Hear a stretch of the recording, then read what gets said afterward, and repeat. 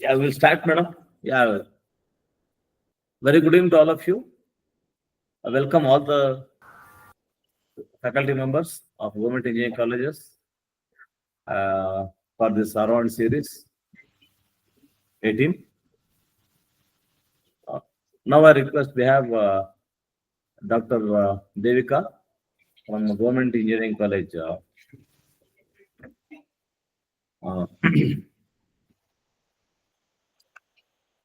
One second.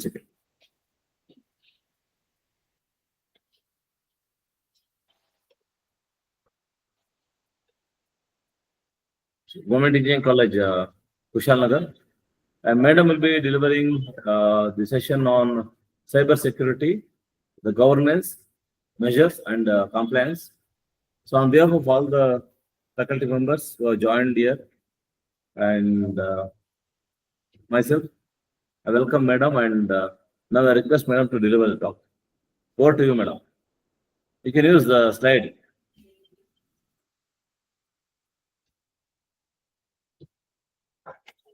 Hello? Hello, sir. Thank you, sir.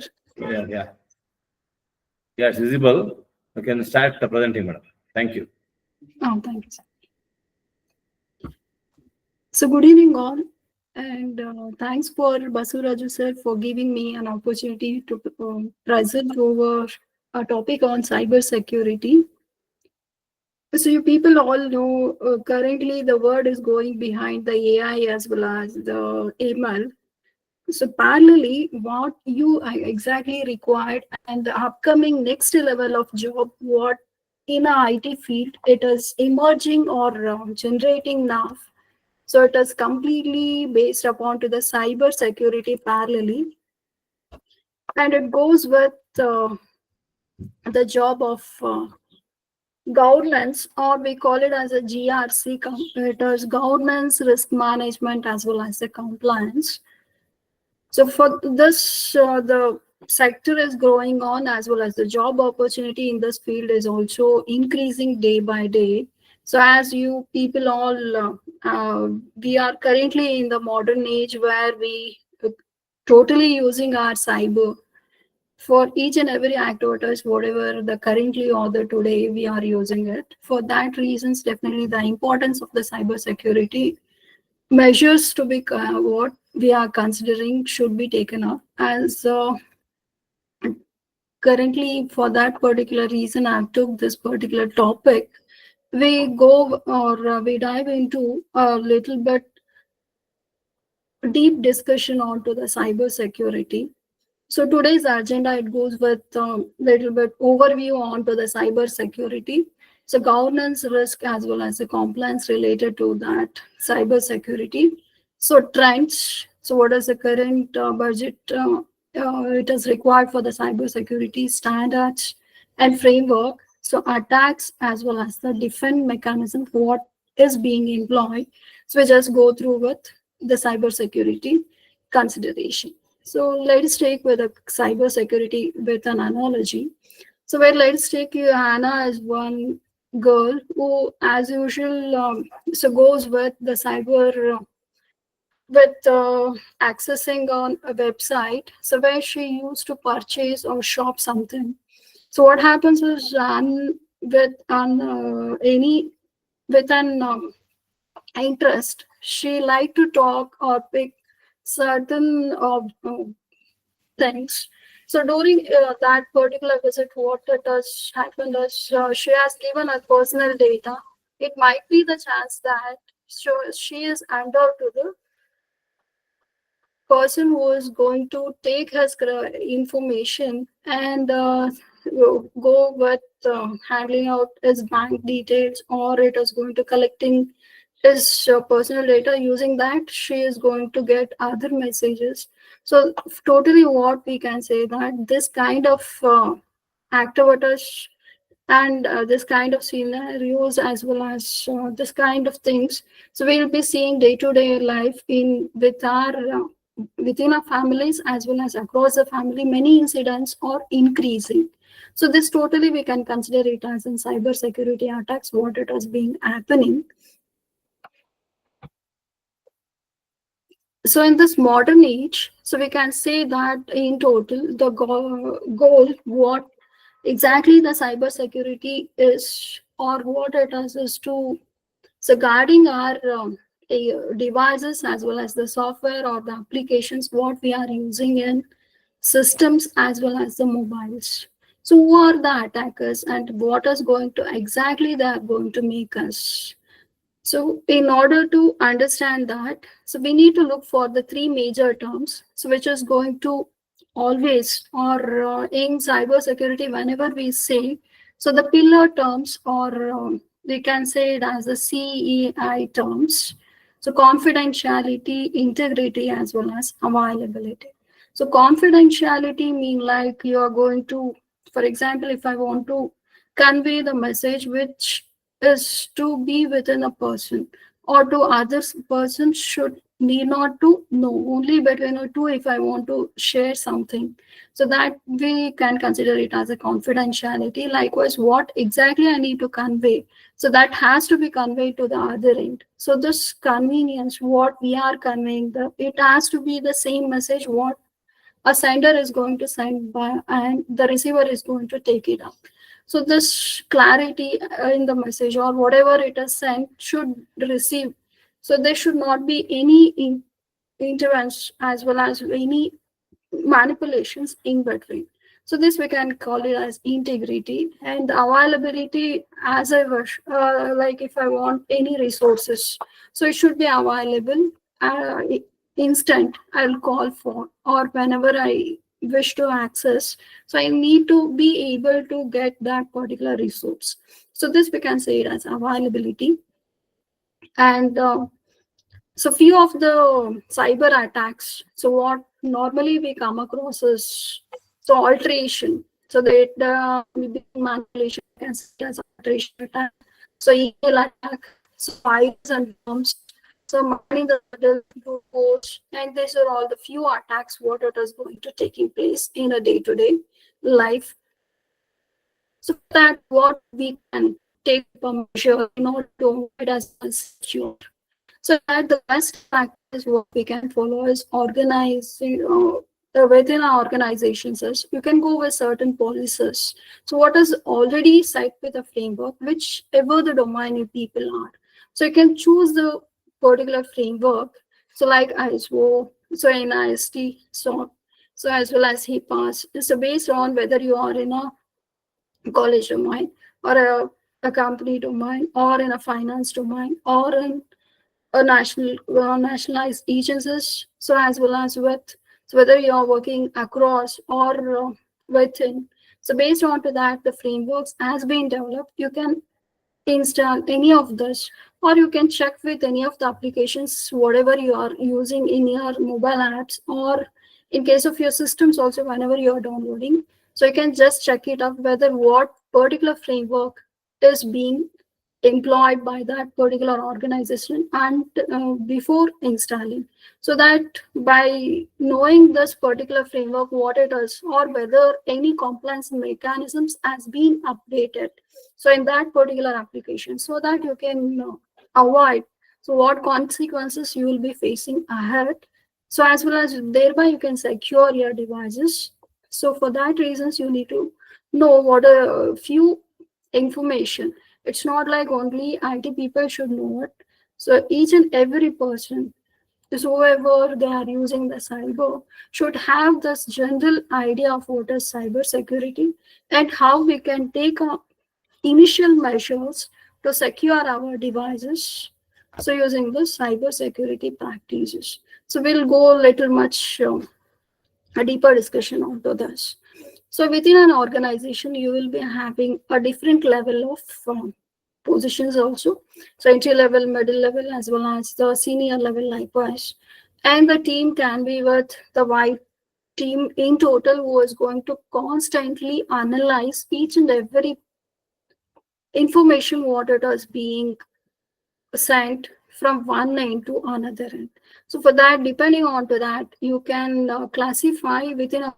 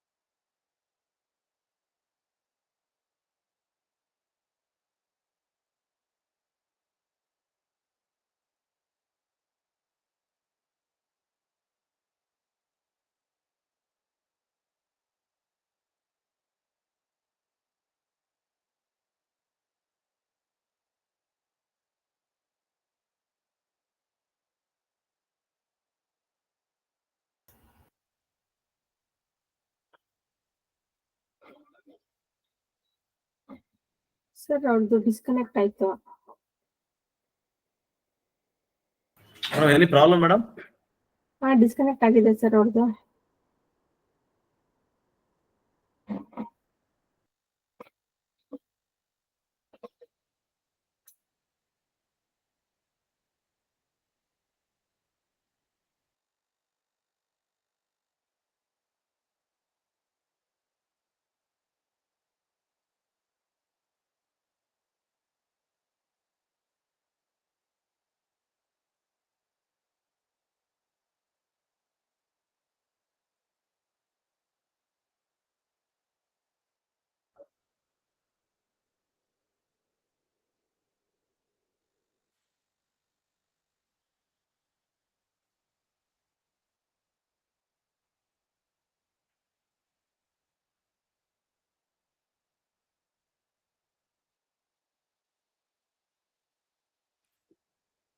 ಒಂದು ನಿಮಿಷ ಮಾಡ್ತೀನಿ, ಫೋನ್ ಮಾಡ್ತೀನಿ.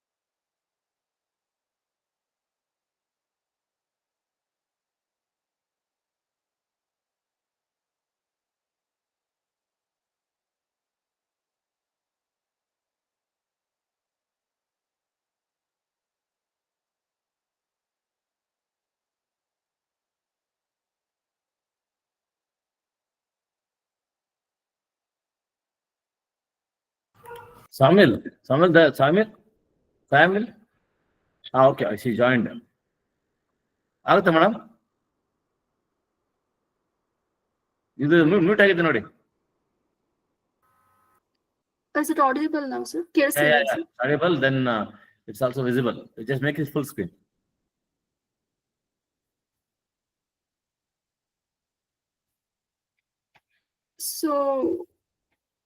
So whether full screen ಆಗಿಲ್ಲ ನೋಡಿ.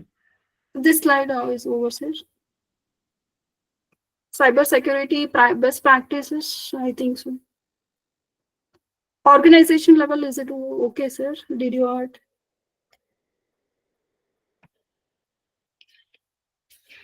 In cyber security, if I go with the organization, you will find different organization levels.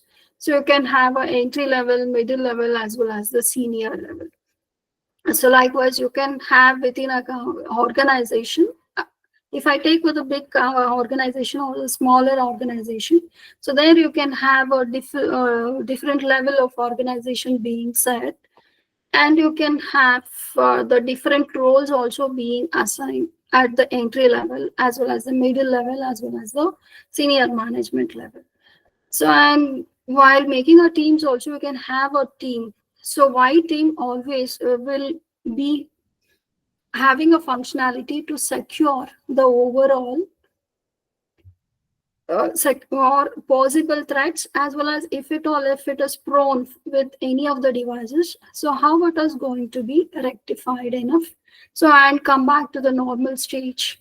So that is the overall team concern. So this team internally divided into different teams. So normally, so based upon to what functions they are going to take.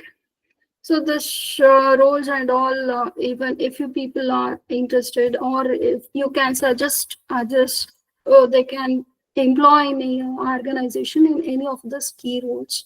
So within consideration of the GRC itself, it is going to happen parallel. So why GRC and C? For that reason itself. So if I go with all those policies or the best practices, whatever you are making of, so in order to have a better secure all those devices as well as whatever the applications you are being devised enough within your systems or within your mobiles and whatever the things you are having. So for that reasons, you need to have the governance risk as risk management as well as the compliance should be that. So as a basic thing, and this is the emerging a domain in terms of, as I told, the professions also. So being emerging in any of these roles, you can be pleased of. So governance is concerned on the organization level, how exactly the IT is being taken off, IT being parallelly considering. So how the policies and what are all the operational things you are going to cite it up. And the risk is for example, if you consider what might be the risk, completely you need to manage all the risk. So for that reason, the best parallelly, with along with the risk, you'll get the other terms like you'll get to with the threats as well as the control and the risk and the vulnerable. So who is vulnerable for this particular thing? So for that, you can take with an analogy that you are in any of the secure forest. So in that, you at a time, if any, there may be the chances that you are always, or however the time or whatever the time you spend within the forest, that time you can consider it as you people itself as a vulnerable. So as you may be at any time attacked by the wild animal. So this will be a risk. You can consider that animal being attacked from you. That is the sense why you people are in risk. The injuries, whatever you may occur during that particular situations, can be considered as in risk. And control, how we can control this is first of all you can avoid going to the forest. That might be the reasons, or that might be the solution, or you might be that you totally avoid so going with.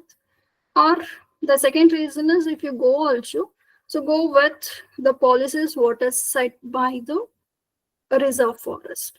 So if you follow that also, you can avoid the chances of risk. So and what is this compliance? So if at all the objectives what it is or the practices, best practices what you can have along with the governance as well as keeping in a risk in managed, how this risk can be handled out. So that we can consider it to be a compliance. So in detail, if I go with in depth, what is exactly the governance is, so you can set some standard laws. So by the regulatory bodies and standard policies. So few of the examples also I have shown it up. So like laws, statutory regulatories means you can have set a laws. So as well as the regulations, as well as in the standards, you can have a standard. So like policies, you can set with organizational information. And the risk also, you can go with level by level consideration. So what does in total overall organization or the business line what you're setting, so or with the assets what you set with. And compliance, continuously you can adapt the best practices as well as monitor for the external audits what you can have, as well as in total at regular periods you can set and reports. So what is being set, so whether it is internally you can have, or you can have a body which is going to external one who regularly monitor outcome and check it up whether how it is the policies being employed in an organization. That can also be done so that the safety measures will totally be checked up. So this is about the GRC, what it is being and how this regulations is being in India. So what are all the cyber security regulations? So already it is having, and what is it enough, or still more regulations has to be taken? So definitely it is still strict laws has to be taken care, as well as the regulations, whatever it is there. So it need to be improvised. So for that reason, the first IT law, whatever it was so given off, so is from the 2008, and like recently they have modified the data protection.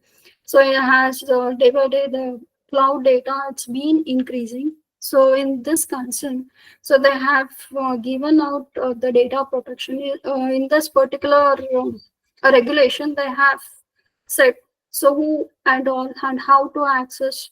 So about this, they have listed out the complete regulation, how should be and who are all the accessibility and who are all they are given with the records where it is set and how it is. So completely it is being dealt upon in this particular act. So likewise, who are all the regulatory bodies you can have or having it in India for the cyber security is so well known as CRT, that is a Computer Emergency Response Team, is there. So like with the CAT and CP, you already know, and HIDE AI, as well as the Telecom Regulatory Authority, as well as the Department of Telecommunications. They are taking out, so at each and every levels, how they are going to be monitored as well as regulated out. So what is the current budget? Is totally all our business day to day transactions, everything is being done onto the internet itself. So if at all it is onto the internet, what is for the security they are budgeting of? So and how this has to be set up. So for that reason, as you can see, the budget is day by day or yearly, it is increasing itself. You can just look with the budget of India also. For the cyber or in total, the IT budget, what they are for science and technology, if you go with. So definitely within the science and technology budget, it's day by day, year by year, it is increasing. So and the allocations, what they are made, you can percentage wise, if I plot it up, so definitely for the security concerns, it is increasing comparatively, and but still, is it enough? So definitely it is not enough. So we need to increase this budget allocation little more. So how this risk management it is going to be taking place? So identify the risk, evaluate it, as well as treat what kind of risk it is being. So based upon to the risk, whatever it is, handle accordingly. For that, so as I told you, have already you have got certain frameworks. So you can allocate based on to the risk, what kind of framework you can apply in that particular stage. So for that, you have got a certain policies also with strategy or scope, as well as which known technologies or the cost. Based on to that also, you can just go on applying the policy as well as the standards. So set. So depending on how setting out the question at each and every level. So how it is, what it is, and why it is required. This procedures based on to that you can apply depending on to managing the assets as well as the protection even for the software as well as the hardware. So what is the threats? So currently you are having at each and every different industries currently. So educations, if I consider the student information, so there may be the chances of leaking that as well as the research papers what you have got. So and the sensitive informations what either might be in the wrong hands. So likewise the transportation as well as different fields. So there is a threat in each and every field. So how this can be done or how this can be discovered. For that you have got so from the storage to the continuity you have got so in risk management as well as the recovery process. So there is a total gap now. So we need to plan for this how we can minimize this gap. So using certain business continuity and resilience activities, what you can have it on. So using that, we can have from the storage to the business employment, as well as achieving this better plan, you can solve it up. So, and how this incidents can be identified. So you can identify the various cybersecurity instances. So identifying the threats, so as well as the attack or what is being happened. So for that, foremost thing is you are supposed to prepare what are all, or you can just at each and every moment you could be like curious one looking on to each and every activity what might be the case and how it might be the case. So detecting as well as analyzing each and every messages or each and every information what it is being at the internal level that is being transmitted from one end to another end. So thereby you can avoid certain incidences of cybersecurity, what it is currently happening. So because of this, what are all the impacts? So it is going to create on. So the loss of informations can be the major thing, as well as you might be asked with a ransom. So that is another thing, as well as the loss of trust. So what in the public sector, what we are going to face it up. So how we can avoid this? For that, we can take certain initiatives. So we can have a certain crisis management. So or you can set with certain framework. So as well as the compliance measure can be taken at the institute or the organization level itself, or you can go on having a better governance what measures they have implemented. So go with strict applications of that. So you have got a cyber security career. For that you can also insist the younger generation to take up this particular careers. So how this career path goes with, and for that what it is required. So as the currently the news is being also. Slides move ಆಗ್ತಾ ಇಲ್ಲ ನಮ್ಗೆ. Close ಮಾಡಿ open ಮತ್ತೆ ಸತಿ ಮಾಡಿ. Close ಮಾಡ್ಬಿಟ್ಟು.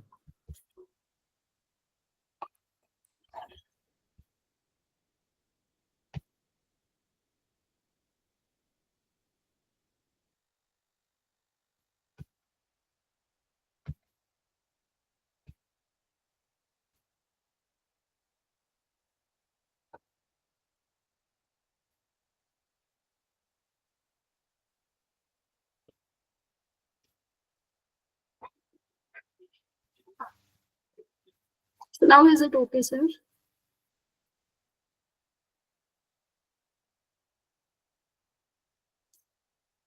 So ಈಗ ಕಾಣಿಸ್ತಾ ಇದೆಯಾ sir? Hello sir.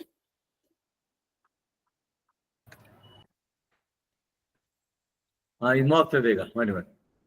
Okay.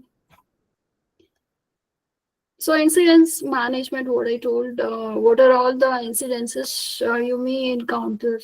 So being in a cybersecurity scenarios.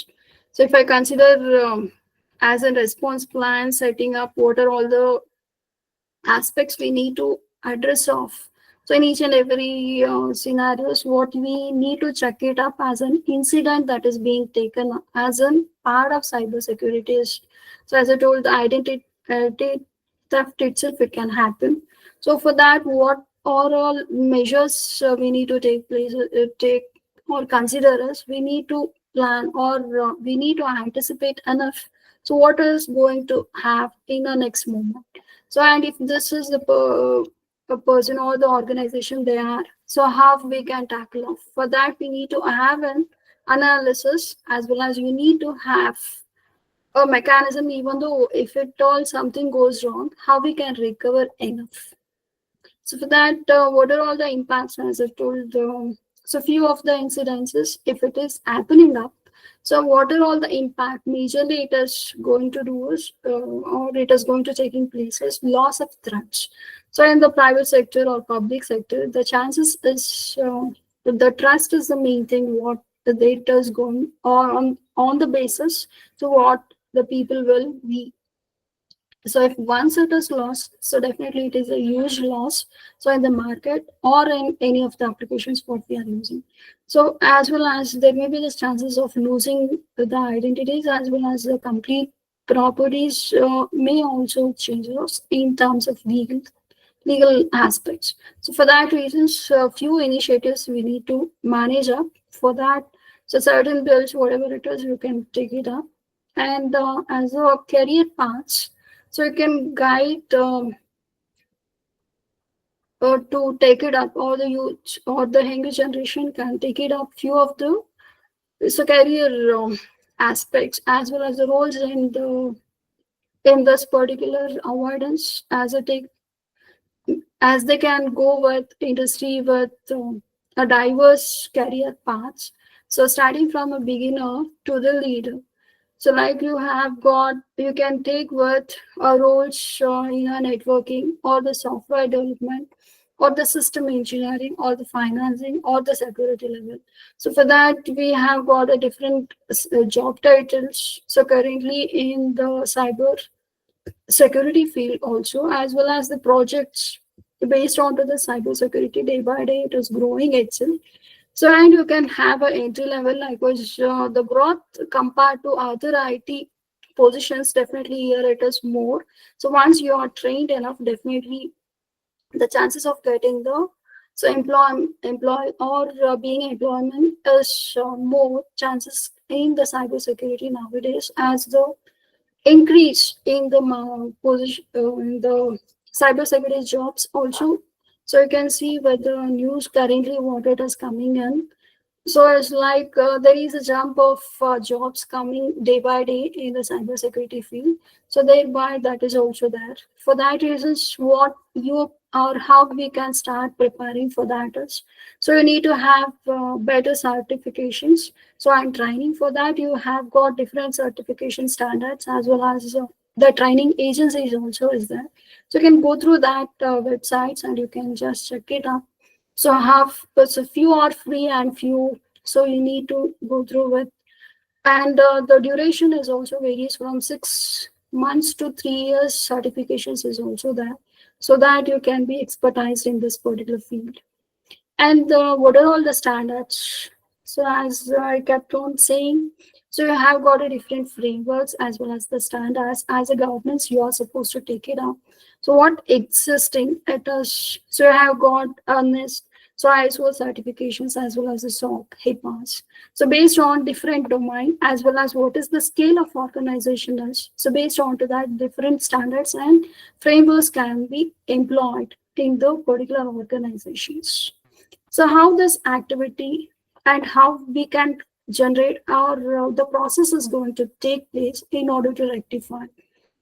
So we need to classify how the organization is, whether it is a small, medium, or large, or the gaps and challenges, how the challenges is, and what are all the recommendations you can make. Based on to that, we need to identify, protect, detect, as well as respond. Totally, you following this, we can definitely whatever the problem it is being encountered. So definitely we can recover off. So few of the major, if I take on to remember with, so major applications and tools are which are popular in GRC or metric stream. So these are all few things. So you can employ within your devices also to govern off.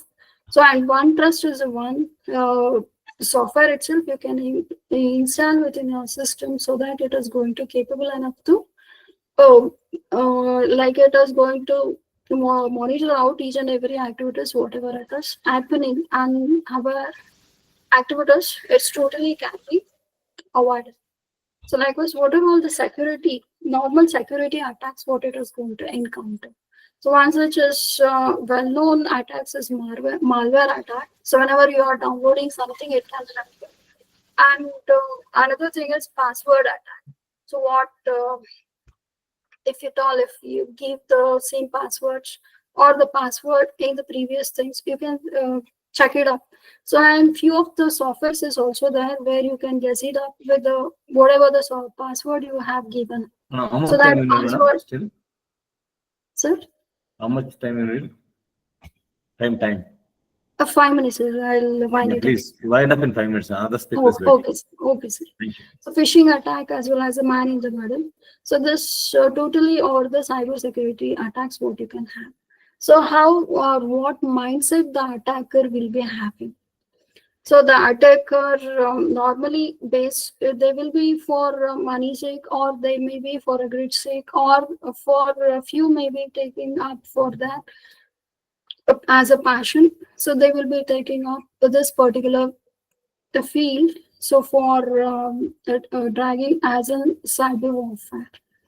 So who was behind this, and where and how?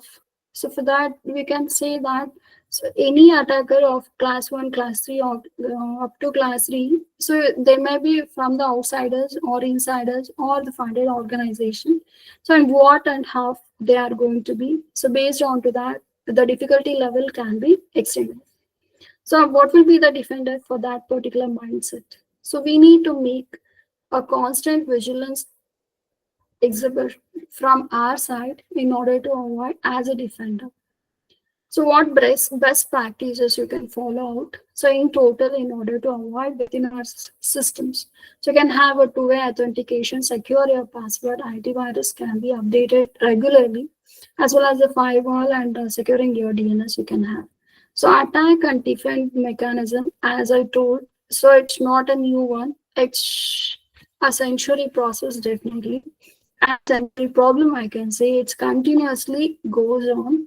So attacker will be attacking continuously. Attackers are there as well as the defending mechanism is also improving constantly. It can be within or external. So however the kind, so it has been solved.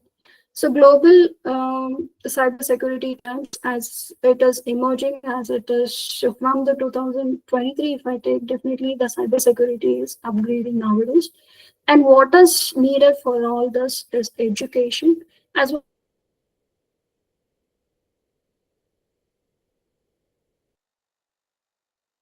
as you can have regular by conducting the course debates, and you can partnership with the cybersecurity agencies. So in order to avoid huge amount of loss. So what the final word I can say is, so the cybersecurity you can avoid if you have five most effective defending mechanisms: anticipation, education, detection, reaction, as well as the resilience. So cybersecurity is just not an IT topic, it's far behind or far more than. So for that, in order to avoid this, so people, process, and technology has to go in hand to hand. So then only the problem is going to be solved. So if any questions,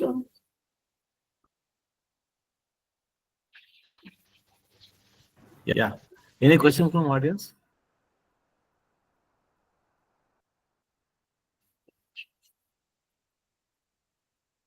I think there are no questions, madam. So thank you very okay, much for your thank you, sir. session. Thank you, sir. And I now I just because Mithun are there in the line? Mithun? Dr. Mithun?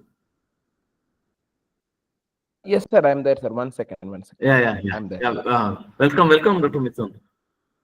So Thank you, sir. It's Thank you, a sir. privilege to have you on this board. And on behalf of all the Thank you, faculty of Government Engineering College, I wholeheartedly welcome you for this AROHAN session series 18. So to introduce today's speaker, Dr. Mithun is a distinguished personality in the academic field of computer science and engineering, and is currently working as professor and head of Department of Computer Science and Engineering at there is Cybersecurity branch at APS College of Engineering, Kanakpura Road, Bangalore. And he has worked as lecturer, senior lecturer, assistant professor, and professor. And he has got various key responsibilities with the Christ affiliation and APS College of Engineering.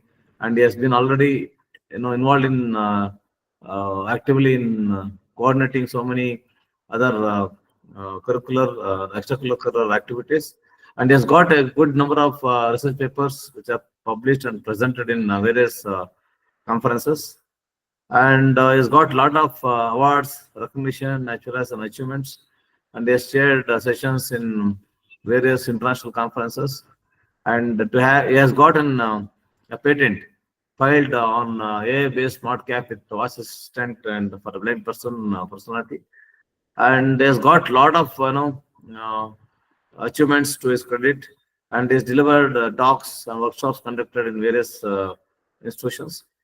And he is, apart from technical academic responsibilities, he is also responsible for a lot of social responsibilities and social outreach. Very interesting, profile, Dr. Mithun. Once again, on behalf of all the all the staffs and officers of DTE, I welcome you, Dr. Mithun. Now I request you to please deliver a talk. Over to you. Thank you. Yes, sir. Thank you very much, sir. Thank you very much for your for the opportunity as well as the introduction. Many a times I feel you are the role model for many of the young generation like us. Thank you very much, sir. Sir, hope my screen is visible.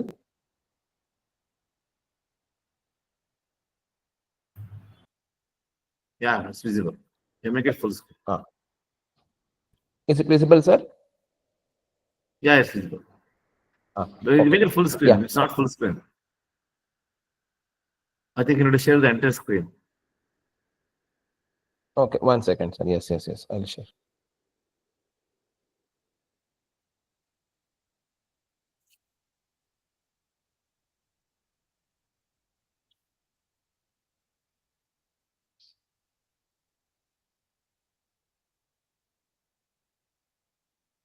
Yes, sir.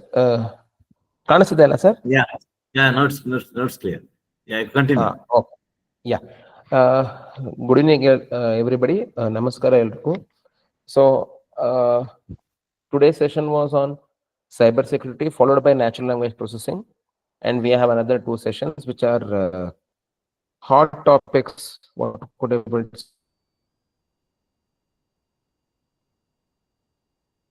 to see in present computer science domain. So anyhow, I am not taking much of your time. I just keep it the information very simple and compact, but I try to ignite what I could say. I try to give some information about what I know, what I have learned from these many days. So natural language processing is a very interesting topic from which is a branch of AI. So I need to first I try to show the agenda part. I'm not focusing much except a few 4 topics which is very much required in understanding natural language processing. ನನ್ನ main focus ಇರೋದು teachers perspective ಆಗಲಿ ಅಥವಾ student perspective ಆಗಲಿ NLP point of ವ್ಯೂನಲ್ಲಿ ಏನೇನು ಮಾಡ್ಬೋದು ಅಥವಾ ಏನೇನು options ಇದೆ ಅಂತ. Because NLP with respect to Karnataka as well as Kannada, it has lot many options to work on.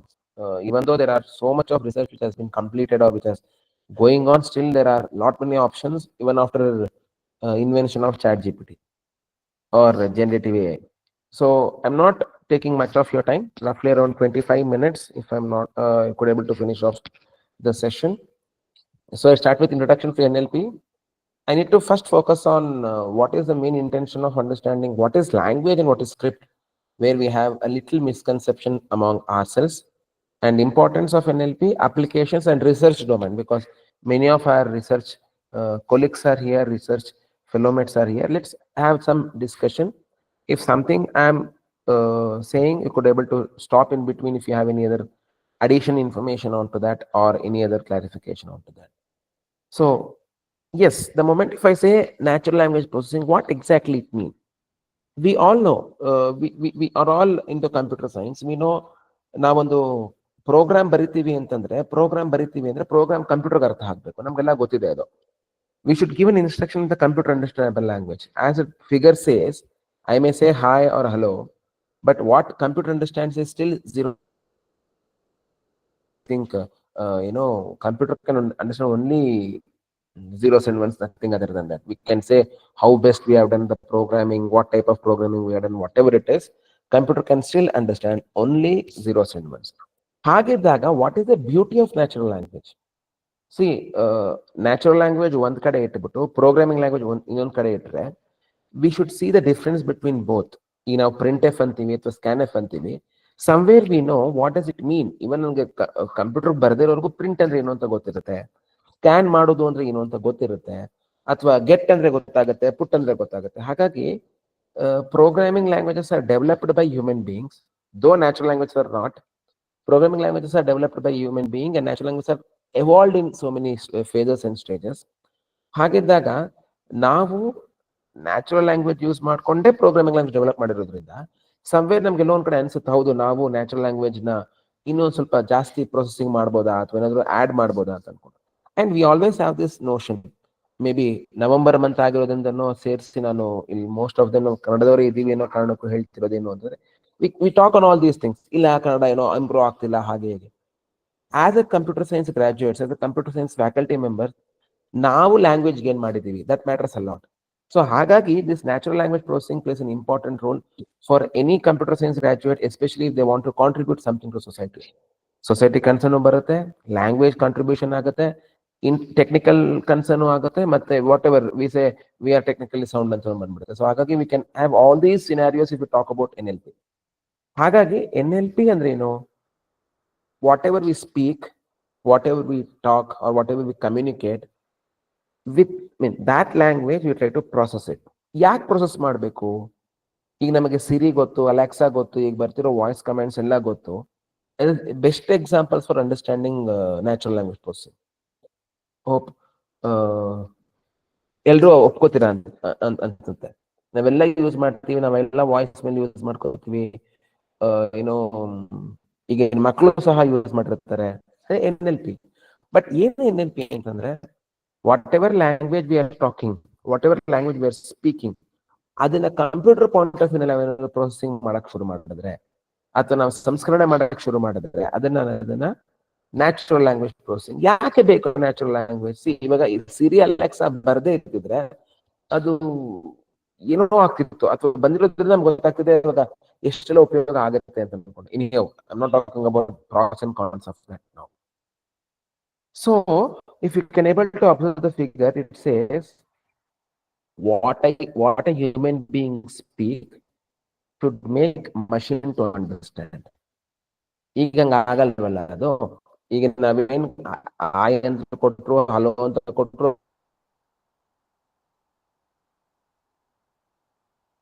ತಗೊಳ್ಳಿ 0s and 1s ಅಂತ ಹೇಳಿದಾಗ ನಾವು ಟ್ರೈನಿಂಗ್ ಹೆಂಗೆ ಮಾಡ್ತೀವಿ? ಇದು ಒಂದು ಪಾಯಿಂಟ್ ಆಫ್ ವ್ಯೂ. ಆಯ್ ಹಲೋ ಅನ್ನೋದು ಇಂಗ್ಲಿಷ್ ಪಾಯಿಂಟ್ ಆಫ್ ವ್ಯೂ ಹೇಳ್ತಿರ್ಬೋದು, ಅಥವಾ ಕಂಪ್ಯೂಟರ್ ಸೈನ್ಸ್ ಅಥವಾ ಸಾರಿ ನಾರ್ಮಲ್ ವರ್ಡಿಂಗ್ಸ್ ಪ್ರಕಾರ ಹೇಳ್ತಿರ್ಬೋದು. ಅದು ಬಿಟ್ಟು many other options to work on.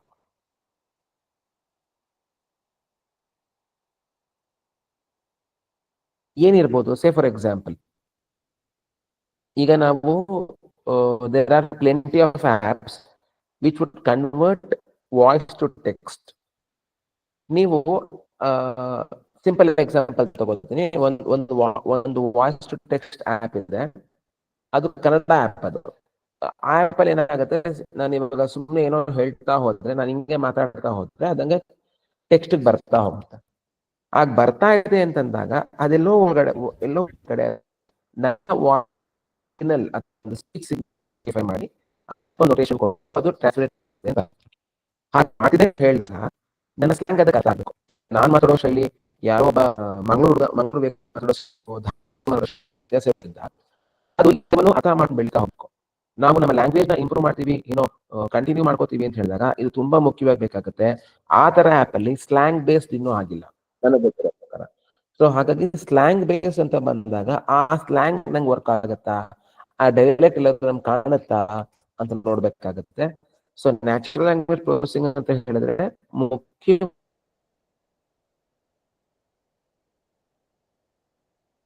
V focus on normal ಇರೋ ಲ್ಯಾಂಗ್ವೇಜ್ ನ ನಮ್ಮ ಲ್ಯಾಂಗ್ವೇಜ್ ಕಂಪ್ಯೂಟರ್ ಅಳವಡಿಸೋದು ಹೆಂಗೆ, ಏನೆಲ್ಲ ಮಾಡ್ಬೋದು.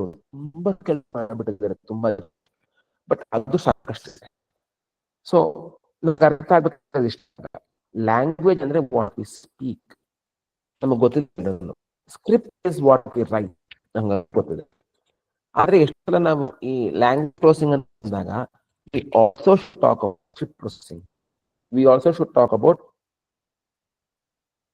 unwritten document process, because ಇವಾಗ ಗೂಗಲ್ ಲೆನ್ಸ್ ಇದೆ, ಗೂಗಲ್ ಲೆನ್ಸ್ ನಲ್ಲಿ ಫೋಟೋ ತೆಗೆದು ಇನ್ಫಾರ್ಮೇಶನ್ ಸಿಗುತ್ತೆ. ಎಷ್ಟು ಕನೆಕ್ಟ್ ಆಗುತ್ತೆ ಅನ್ನೋದ್ರ ಹಾಕಿದೆ ಸೆಕೆಂಡರಿ ಪಾರ್ಟ್, ಅದ್ರ ಬಗ್ಗೆ ನಾವು ನೋಡೋದು ಸದ್ಯಕ್ಕೆ ಬೇಡ ಇವಾಗ. ಬಟ್ ಹೇಳ್ತಿರೋದು ನಮ್ಗೆ options we intervene there. So ಹಾಗಾಗಿ why don't try all these things. So ಅಂತ ಹೇಳಿದಾಗ ನಾವು ಬರೆಯುವಂತಹ ಎಲ್ಲ ಅಕ್ಷರಗಳು, ಟೇಕಿಂಗ್ ಕನ್ನಡ ಬೆಂಚ್ ಮಾರ್ಕ್ ಅಥವಾ ಒಂದು ಎಕ್ಸಾಂಪಲ್ ಅಂತ ಹೋಗ್ತೀವಿ ನಾನು, ಬಿಕಾಸ್ ನಾವು ಅದನ್ನ ಜಾಸ್ತಿ ಫೋಕಸ್ ಮಾಡ್ತಿರೋದು. ಸೊ ನಾವು ಕನ್ನಡದಲ್ಲಿ ಅಂತ ತಗೊಂಡಾಗ ಎಷ್ಟು ಆಕ್ಟಿವಿಟಿ ಆಗಿದೆ ಅಥವಾ ಎಷ್ಟು ತರದ್ದು ಅಪ್ಲಿಕೇಶನ್ ಆಗಿದೆ ನಮ್ಗೆ ಗೊತ್ತಿದ್ದ ಹ್ಯಾಂಡ್ ಇಂಗ್ಲಿಷ್ ಕ್ಯಾರೆಕ್ಟರ್ಸ್ ಎಷ್ಟು ರೆಕಗ್ನೈಸ್ ಆಗ್ತಿದೆ ಅಥವಾ ಆಗ್ಬೋದು, ಅಲ್ಗೋರಿದಮ್ಸ್ ಡೆವಲಪ್ ಆಗಿರ್ಬೋದು ಅಂತ.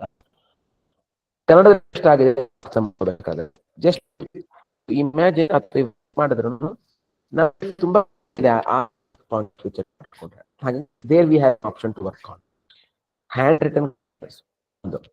ಇನ್ನೊಂದು I jump to this part, I skip all this for a while, I jump to this. This is again an important topic we should focus on.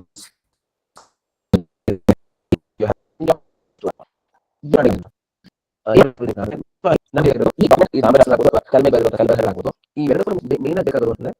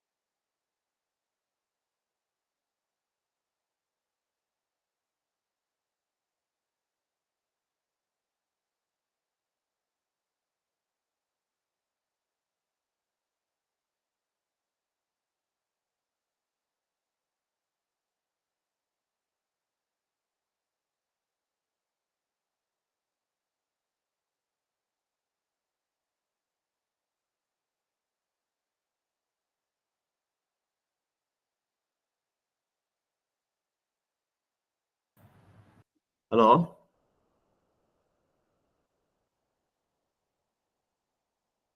Mithun?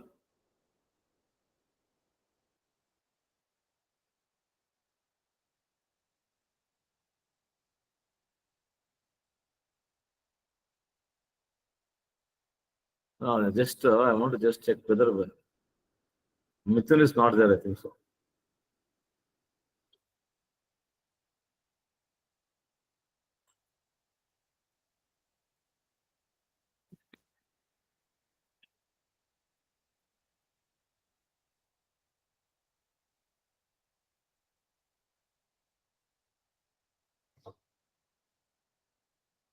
One second, I'm checking.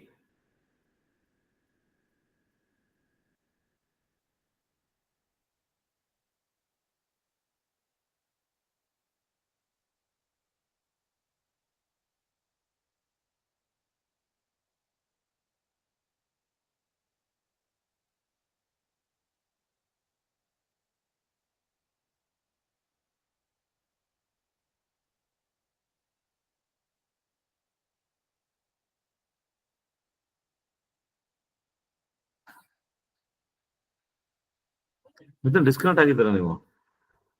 ಹಾ, okay okay. He is not aware of that he is disconnected. He'll going to join again. 1 second.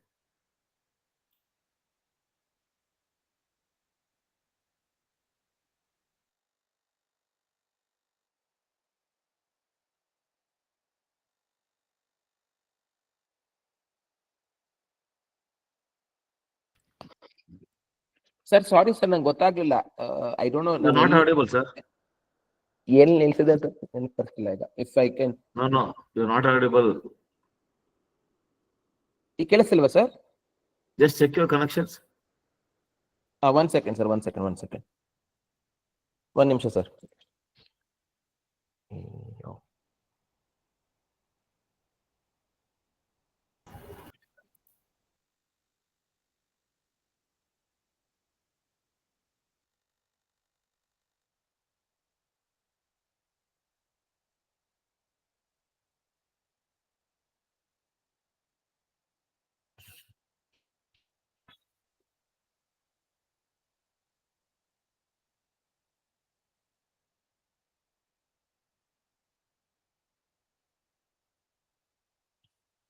Hello.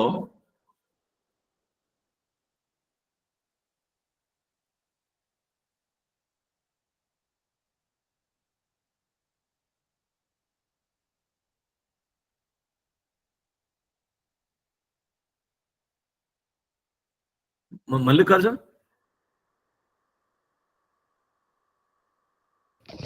Sir ಕೇಳಿಸ್ತಿದ್ಯಾ ಈಗ? Yes, sir, audible. ನಾನು ಕೇಳಿಸ್ತಿಲ್ವಾ? ಕೇಳಿಸ್ತಾ ಇದೆ sir. Sir ನನ್ನ voice ಕೇಳಿಸ್ತಿದೆ sir? Mithun. ಹಾ, ಕೇಳಿಸ್ತಿದೆ ಈಗ. ಶೇರ್ ಮಾಡಿ screen. Okay. 1 second sir.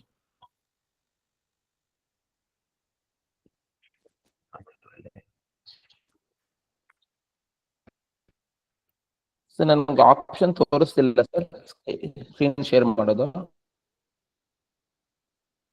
Madam ನೋಡಿ,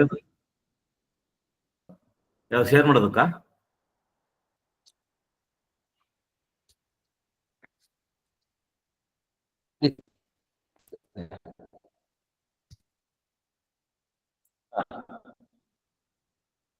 Bio 28.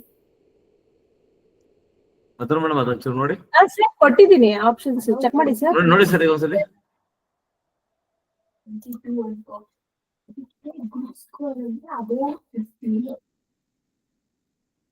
ಬರ್ತಾ ಇಲ್ವಾ ಸರ್ ಇನ್ನ? ಇದು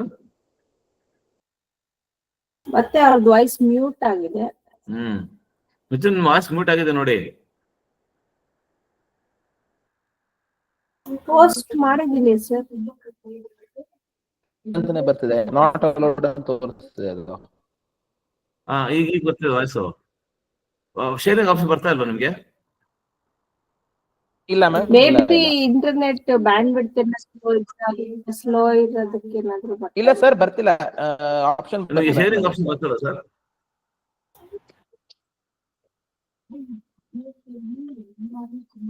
ಸರ್ ಅನ್ಮ್ಯೂಟ್ ಮಾಡಿದ್ದೀನಿ, ಕೇಳಿಸ್ತಿಲ್ವಾ ಇವಾಗ?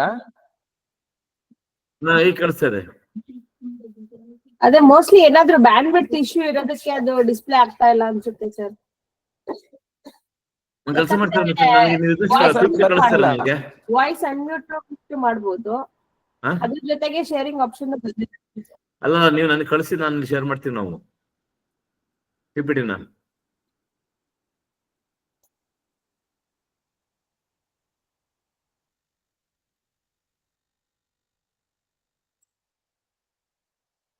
ಸೊ ಅವಾಗ ಒಂದು ಕೆಲಸ, ನೆಕ್ಸ್ಟ್ ಸ್ಪೀಕರ್ ಅಡಿದಾರ ನೋಡಿ. ನೆಕ್ಸ್ಟ್ ಸ್ಪೀಕರ್ ಮಲ್ಲಿ ಯಾರು ಇವರಲ್ವಾ? ಸಾಮ್ಯೂಲ್ ಸರ್ ನಮಸ್ತೆ. ಸಾಮ್ಯೂಲ್ ನಡೀದ್ರ ನೀವು? Okay sir. ನೀವು ಮಾಡಿ, ನಾವು ಆಮೇಲೆ ನೋಡೋಣ. ಮಿಥುನ್ ಹೇಳ್ತೀನಿ ನಾನು. ಹೌದಾ sir? Okay sir, fine. Share ಮಾಡಿ, ಸ್ಕ್ರೀನ್ ಶೇರ್ ಮಾಡಿ. Okay, just welcome next speaker doctor Samuel Dayanand. Welcome you on behalf of all the faculty to this session. And he is actually talking on mentoring and his practices. Is working as an assistant professor at the Department of Mechanical Engineering, Government Engineering College, Gangavati. Over to you, Samuel. Thank you, sir. Thank you. Is it audible, sir? Yeah, audible. You share the Yeah. screen.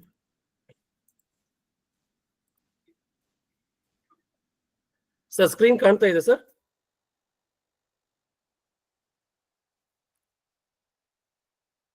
Sir, screen ಕಾಣ್ತಾ ಇದೆನಾ? ಇಲ್ಲ sir, share ಆಗಿಲ್ಲ.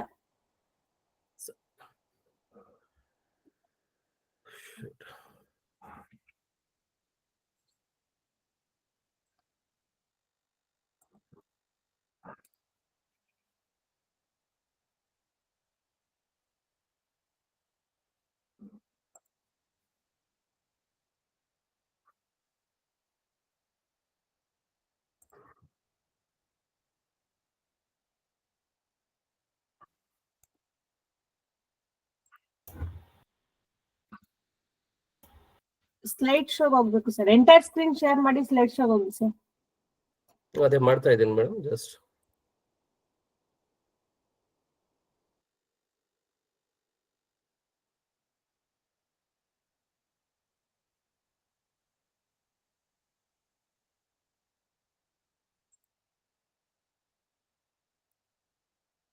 ಇವಾಗ ಕಾಣಿಸ್ತಾ ಇದೆ madam?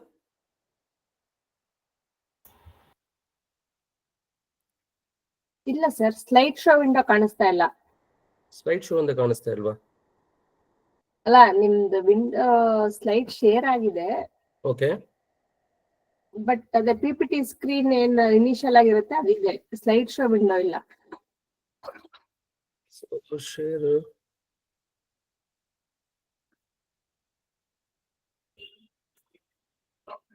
Stop presenting ಮಾಡಿ. Stop ಮಾಡ್ಲಾ? Stop. Stop presenting ಮಾಡಿ sir. Okay. Third tab entire screen ಅಂತ ಇದೆಯಲ್ಲ, ಅದನ್ನ ತಗೊಳ್ಳಿ.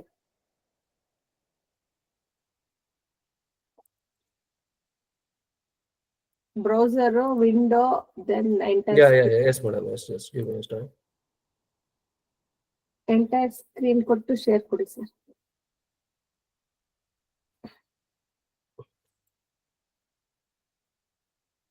ನಾವು ಮೂಟು ಸ್ಲೈಡ್ ಶೋ ಸರ್. ಮತ್ತೆ ಅದೇ ಬರ್ತಾ ಇದೆ ಮೇಡಮ್, ಅದು ಕಂಪ್ಲೀಟ್ ಶೇರ್ ಆಗ್ತಾ ಇಲ್ಲ. ಅಲ್ಲ, ಇವಾಗ ಸ್ಲೈಡ್ ಶೋಗೆ ಹೋಗಿ ಸರ್, F5 ಮಾಡಿ.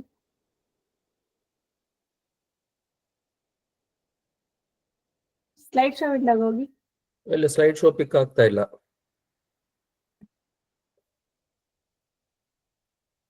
ಇಲ್ಲ ಅಂದ್ರೆ ಇದು ಸ್ಲೈಡ್ ಶೋ ಕೊಡಿ ಸರ್. PPTಗೆ ಹೋಗ್ಬಿಟ್ಟು ಮಾಡಿದೆ ಮೇಡಮ್. ಸ್ಲೈಡ್ ಶೋ ಕೊಟ್ಟು ನೆಕ್ಸ್ಟ್ ಆಲ್ ಟ್ಯಾಬ್ ಯೂಸ್ ಮಾಡಿ ಮೀಟ್ ಸ್ಕ್ರೀನಿಗೆ ಬನ್ನಿ. ಮೀಟ್ ಸ್ಕ್ರೀನಿಗೆ ಬಂದು ಮೀಟ್ ಅಲ್ಲಿ ವಿಂಡೋ ಇದೆಯಲ್ಲ, ಸೆಕೆಂಡ್ ಆಪ್ಷನ್, ಅದರಲ್ಲಿ ಪರ್ಟಿಕ್ಯುಲರ್ ಸ್ಲೈಡ್ ಶೋ ವಿಂಡೋನೇ ಶೇರ್ ಮಾಡಿ ಸರ್. ಮೇಡಮ್ ಮಾಡಿದ್ದೀನಿ ಅದನ್ನ. Present now. Either you have to share entire window or a particular window. Entire screen ಮಾಡಿದ್ದೀನಿ ಮೇಡಮ್. ಎಂಟೈರ್ ಸ್ಕ್ರೀನ್, ಅದೇ ಎಂಟೈರ್ ಸ್ಕ್ರೀನ್ ಮಾಡಿದ್ರೆ ಬರ್ಬೇಕಿತ್ತು ಸರ್. ಎಂಟೈರ್ ಸ್ಕ್ರೀನ್ ಮಾಡಿ slide show ಕೊಟ್ರೆ usually ನಮಗೆ display ಆಗುತ್ತೆ.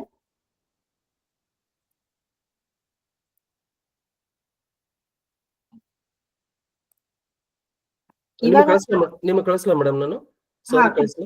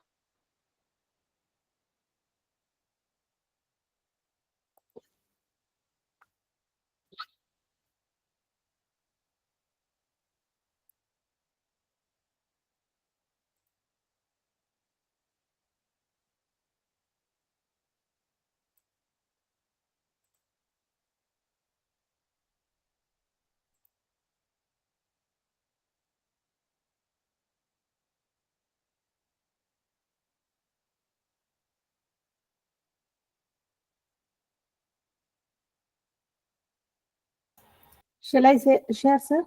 Share ಮಾಡಿ ಮೇಡಮ್, ತೊಂದರೆ ಇಲ್ಲ.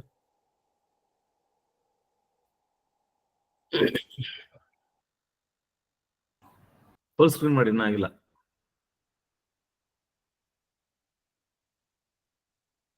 You start, Samuel. Yes, sir, thank you.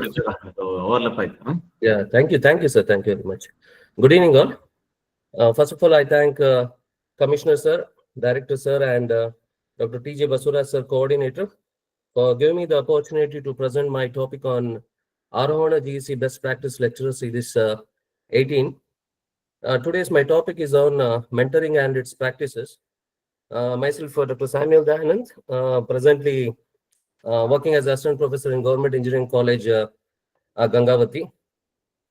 Before going to the presentation, how many of us remember a time when someone guidance made a big difference in our life? Maybe it's our professor, or a teacher, or a senior, or a colleague, or a friend who helped us to find a proper direction when we needed the most. Just now, Dr. Mithun sir said to the T.J. Basura sir, "Sir, you are the role model for all the youngsters." So same topic. Today we are going to the exposure, how mentoring can be provide that guidance and transforms lives, especially in the engineering college. These are the next, we will see the what is the next contents. What are the list of contents? Madam, if you just go to the next slide, please, madam.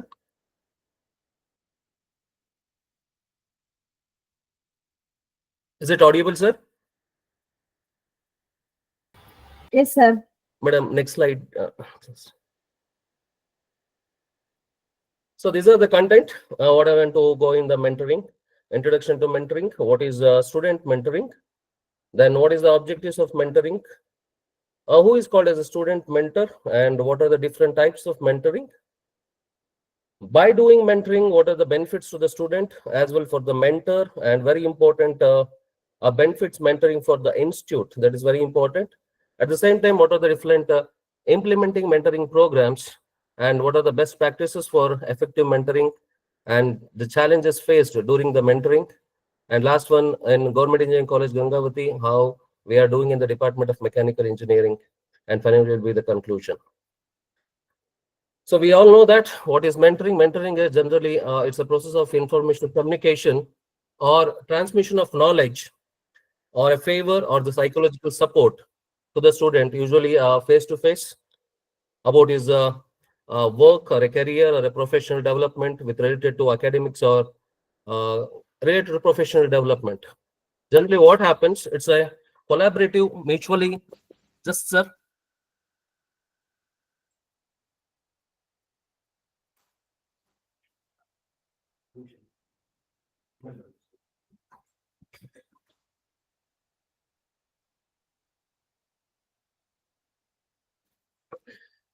Generally, it's a collaborative or a mutual benefit, the partnership relation between a teacher and a student. Generally, a teacher is called as a mentor and who is having a knowledge and wisdom. At the same time, the student is called as a mentee who is looking to increase his knowledge by taking the advantage of the mentor there. Generally, if you see the concept of mentoring, what exactly it is, it's the manage the relationship. I told you, it's a mutual relationship between the faculty and the student, who encourages, who nurtures, who teaches, and often have a mutual respect between the student and the faculty to respond to the what is this mentee's need, what does the student need in order to achieve his goals. That is very important. It's the basic concept of what we can see in the mentoring. If you go to the next slide, what we'll see that generally what the mentors will do there.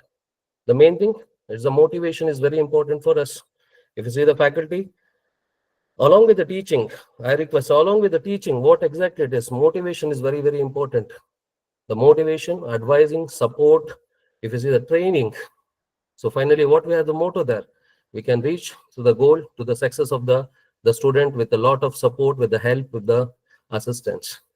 If you see that, this is one of the basic mentoring steps. What is the mutual trust? What is that mutual trust? The trust is very important in between the student and the faculty member.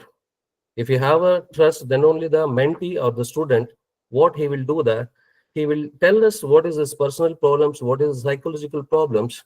Generally, if you tell to the mentor, what happens there, you have a mutual trust. We have the building the confidence with respect to the teacher and the student. Then when it comes, when you have a regular contact with conversation with the student, so then we will have a good belief in the student, which will help to student to grow in order to reach his success. That is very important. When the student reaches, automatically what happens there, the institute professionally, it will build up at the same time student and as well as the teacher or the faculty member who the mentor also develops there. What is the major objectives of mentoring? The major objectives of mentoring is provide the platform to the students for sharing their problems with respect to the academics and non-academic matters. When it comes, where is the platform generally when to give that?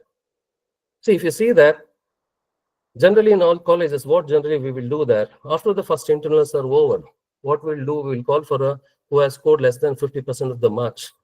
So we will call them why he has scored less than 50% of the marks. Then we can see that's why he has not scored. We have to see this academic and non-academic matters. And we have to monitor the progress for the students. When it is, so identify the slow learners, fast learners, very important. So if the student is scored less than 50% of the marks, we have treating as slow learners as well as who have scored more than good percentage of marks. This is very, very important in the NBA activities also. So we have to see that how the mentoring we can do after the first internals. We should call that all the students, generally coordinator or class coordinator of 1:60 students will be there.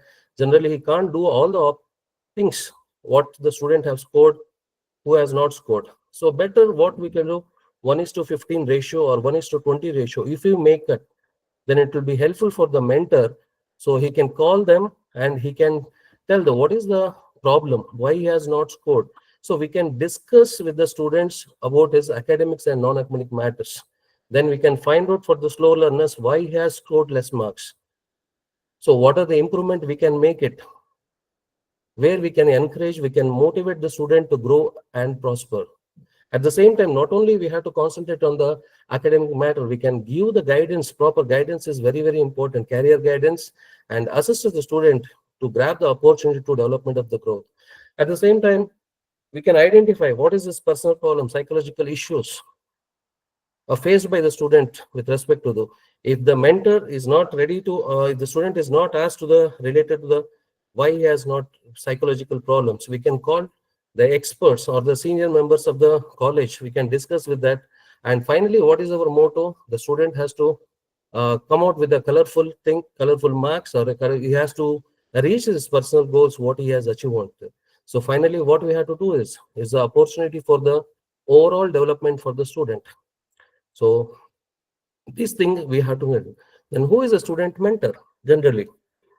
What the mentor, I told you, mentor already, sir, just now sir said, sir is the role model, is the coacher, is the observer, listener, guide, goal setter, everything. Generally what happens, a student mentor will assist him achieving their academic goals.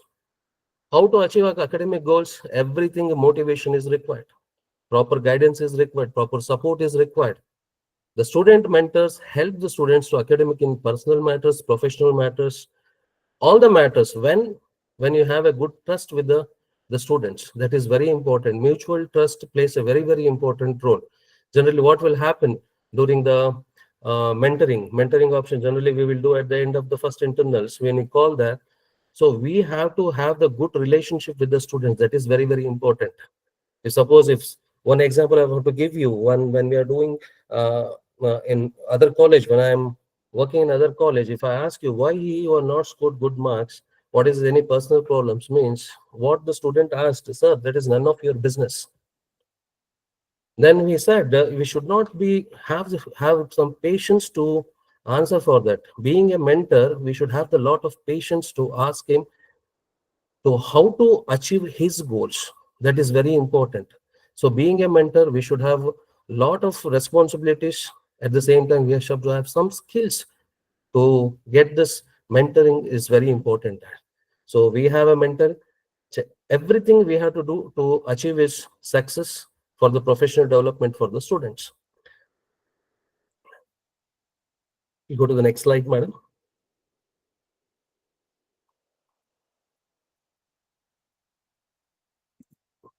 Madam, can we go to the next slide, madam?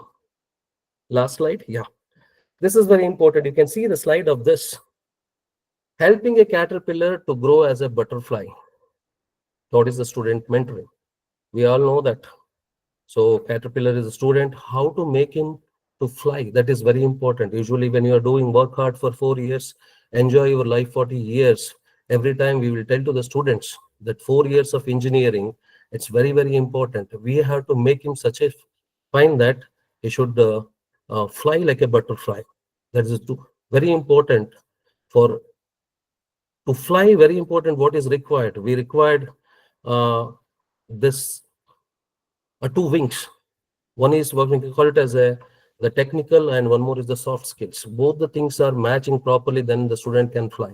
So we have to concentrate for the students. He has to good with the both academic as well as the soft skill. In order to go into the as a butterfly, he has to fly it. So very important. This image plays a very important role for the mentoring. So we have not only mentoring, what we can generally call it as a unique method for supporting the student to improve their learning skills, developing overall personality. We have to train him in such a way that during this complete of 4 years of engineering, he has to be perfect in all the things in order to achieve his personal goals or the personal development. So we have to give proper guidance. Proper guidance, more than proper guidance, and motivation plays a very, very important role for the mentor. So motivate the student in such a way that to achieve his goal. For that, it's support and proper direction. It is very, very important. Next slide, madam. The mentee, I told who is a mentee. Mentee is nothing but a student who is to achieve a specific goal by taking the help of a mentor, to achieve the personal goal. So when the student will remember, when he have a trust in the mentor, then only he can openly he will tell us what is their personal problems, what is their psychological issues. We have to sit in such a way that, so we have to one-to-one, face-to-face communication. Then only we have to build the relationship with the trust. The trust is very important. Then only we can tell them, we can guide them, we can support them in all the matters. So I told you what is the role. So you can see that the first thing, role of a mentor. First, we have to collect the information about the student. I told you 60 students, we can't do it. The coordinator will not take the complete picture of all the 60 students. We have to make it in terms of 1:15 ratio or 1:20 ratio in a particular batch. First, we have to collect the information. Discuss with him. Information is very important. Discussion is very important. Monitor development. Identify what is his problems. Discuss with him how to overcome the difficulty. So once we give all this inputs to the student, definitely he will believe in us. He will have a confidence with the mentor. So whatever the mentor he will do, whatever he will tell us, that definitely student will come up with a good, successful in his life with the moral values and ethics. Next slide, ma'am. So I told you what is the goals of mentoring. What is the major goal for the mentoring? For the mentor, what is our goal? The student or the mentee have the support, complete academic support, both in academics as well as non-academics. And we have to see that not only with the academic, professional development is also plays a very important role. Not only the mentor has to concentrate only with the academics, he has to see his soft skills in order to have the placements or the training, in order to get with the grab with the any job interviews. Professional developments is very, very important. At the same time, a personal growth with the humanity plays. The touch with the humanity, that is very, very important. Once we have this mentoring, the networking opportunities also build up. The alumni association or networking opportunities, if he goes, it's an end-to-end relationship. The complete, if you have a good relationship with the students, will be there for the continuous throughout their life. That is very important. Mentoring is the mentor has a play a very, very important role for all the students who has a group of students who has taken care of that. Generally, what happens? We go to the next slide. That's the types of mentoring. Generally, how we will do that. There are two types of mentoring will be there. One will be formal and informal mentoring will be there. Generally, what happens in the formal mentoring? In that, the traditional one-to-one is plays a very important role. That is one of the best method what I can suggest you, that one-to-one mentoring for all the students. If it's a group of 1 to 20 is there, call them with all the students.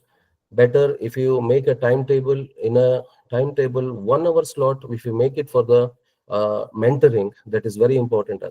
So we can call them all 15 or 20 students 1 hour. Within 1 hour we can have a good relationship, we can talk to each other, build good rapport with the students. So what is his problems, in order to come out with the his problems. The main thing what is for us, we have to have the good achievement with respect to his academics. So this is one of the traditional approach, one-to-one mentoring, distance mentoring, and one more is that it's a group mentoring. That is different. That you can have it in a distance mentoring with the two parties in a different location. That will be not be working out. Group mentoring, simply I told you 1:20 general oral talk. It will not be helpful for the mentor to have a good relationship. Best method is one-to-one mentoring, plays a very important role for the student as well for the mentor. Next slide, please. Sir, for the effective mentorship, three things are very important. That is what I want to see, that three C's of effective mentorship. One is the communication, second one is the clarity, and the commitment. These three things. What is the communication? I told you, communication is nothing but it is between the students. So when the student, if he tells his personal problems, we have to keep it confidence that we should not tell to other faculty members or other mentors, this guy is having some problem, that's why he's not putting. No. The communication with the students, when we have to have a good relationship, that relationship we have to keep it still to the end of our life. That is very important. Communication plays a very, very important role. At the same time, the clarity in terms of the intent of the program. What is our motto of the motto of the student? What is to do there? The commitment towards the overall development, student overall development. That is our commitment. That is the faculty or the mentor. The commitment we have to make it. This student, this group of my student, to achieve their personal or in terms of his academics or professional development. That we have to build up. For the mentors, we have to take care of the commitment for all the students. If we make us all this, like all the mentors in a group of all 60 students, if you make it, it will be very, very nice for all the students, and they will have the remember it throughout their life, what exactly. Along with that, what is required? We have a caring is required, caring for the mentees, caring for the students. And at the same time, confidence is very important, and character is also plays a very, very important role. We have to make a confidence, that is very important. Next slide, madam. I told you what is the characteristics. The characteristics of a student mentor. I told you we should have a lot of patience. Patience is very much required. We have to listen what is his problems. We have to listen his problems first. We have to be a good listener. Along with the patience, we should have a good listener. Immediately, if I tell why you are not scored, what is your personal problem? Generally, the faculty will tell to the students. I told you, the one student, he asked me, "What, sir, that is none of your business. Why are you asking that personal problem?" So we should have some patience to answer that question. We should have the patience. We should have a good listener at the same time. There are a lot of characteristics for the mentor. We should give the motivation, proper support, flexible to ability to encourage the students, knowledgeable, non-judgmental. That is very important. We should not judge for any of the problem what he is facing. Non-judgment, ability to give the constructive feedback. That is, if this is the problem, we have to generally give the feedback, and we should have the honest and candid. That's very important. Then successful guy, willing to devote the time for the students, at the same time eager to learn. Every time we have to learn from the students. That is also plays important. So along with these are the characteristics of an effective student mentor. If you go to the next slide, along with that, what is the skills are required? The skills for the mentor to have a mentoring for the students, we have a self-awareness. We should have a good understanding of his own strength. That is very much required. The strength and weakness, that is very important. At the same time, credibility. Mentor should have a personal and professional credibility. Then accessibility. Mentor should have willing to able to commit sufficient time to the student to offer supported guidance. I told you this is very a big problem in nowadays in the colleges. What will happen? We have almost teaching hours will be there, other activities will be there. Along with other activities, we have to make it sufficient. Some time, 1 hour period or 2 hours time. Some time we have to give to the students, to the all the students who are the 1:15 ratio, 1:3. We have to give some time. That is very important. Committing sufficient time to the students. So we have to call them. We have to give the support, and that is make us the students have the confidence to reach their in a proper guidance. Empathy is very important. Along with the empathy, we have so many things. Empathy will be there, understanding will be there, and to motivate the student, we have to tell the stories. Some encouraging stories, we have to do it. So then only tell them to read some very good books to overcome the difficulty. What are the things? So what is our main motto of the mentor? The student life. So with the proper warmth and respect to the student, we have to work it very hard to achieve his success. So we can see the self-awareness, empathy, ask to mentor to summarize, what are the different, clarify, summarize, so many things we can do it with the students. So all the faculty members who are there, that's the responsibility of the faculty member, of the mentor. What is his objectives? What is his goals? So we have to make it. Some students are there, they're very definitely good with all the academics and everything. We have to make it such a way that we should have that. What is his goal? What is his need? What is his strength? What is his weakness? We have to check out all the things. We have to make a note on this. In the last slides, we will come to know that what are the mentoring book, how to make it. If you do that, that will be easy for us. For every time to time, every 1 month, after 1 month, we can take that record. What is his improvement? We have to see that all the strength, weakness about the student. Discussion about various activities nowadays, along with the not only with the academics, he has to go with the so many certification courses, NPTEL. We have to make him and train him in such a way that after the 4 years, he is to get a good job. That is our very important thing. So maintain the confidentiality. I told you this is one of the very important during the mentorship. Confidentiality is very important. I told you last. What happens if the mentees, any problem is there, any problems related to his personal health problem or his personal problems, we should not deviate to go someone else. So we should have the confidentiality between the mentors and mentee. If something it is deviating, means the student who don't have the trust, then what will happen? He will not tell anything. So that relationship we have to build with the student. So then only the what we can make it to achieve his goals. That is very important. Generally, what will happen? Responsibilities. We can see that how to. You can see this all the slides. What main thing is we have to motivate, inspire, care. Suppose if we give 1:20 ratio student, we have to take care of all the students.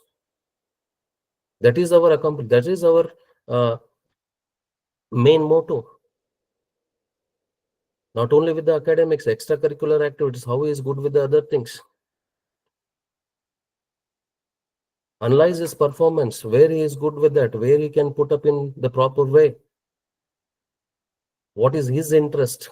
Collect all the update of all the information. So we can give the proper guidance to the student. So he can reach it to what is his interest. If I want to tell you one example in this, one of the student, what will happen in this? He is good with one of the subject in mechanical engineering, automobile engineering. He is very weak in other subject. He said, sir, I am very good with the automobile engineering. I want to become what? I want to become a service engineer for the two-wheelers, four-wheelers, especially for the four-wheelers. Now, if I call to that student, he is the owner of Dr. Benz.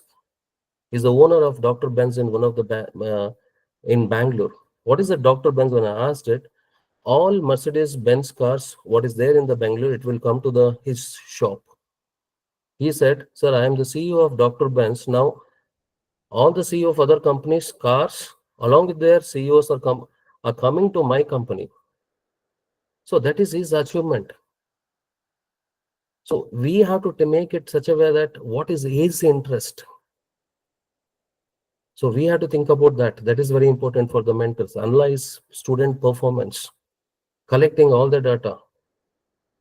So we have to collect all the performance credits, backlogs.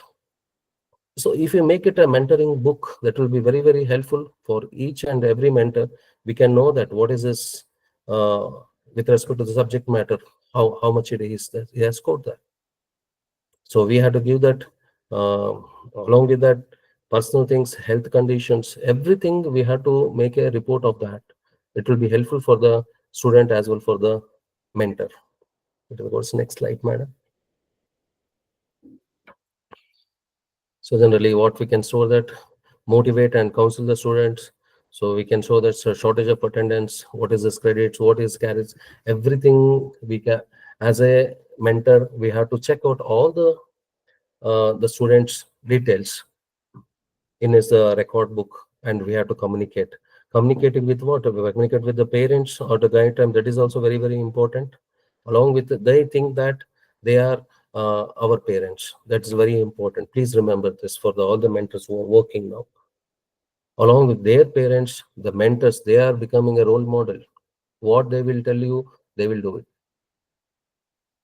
So attitude of the mentor, three things. Samuel, how much time left? It's a max of 5 minutes time, sir. Max of 5 minutes time.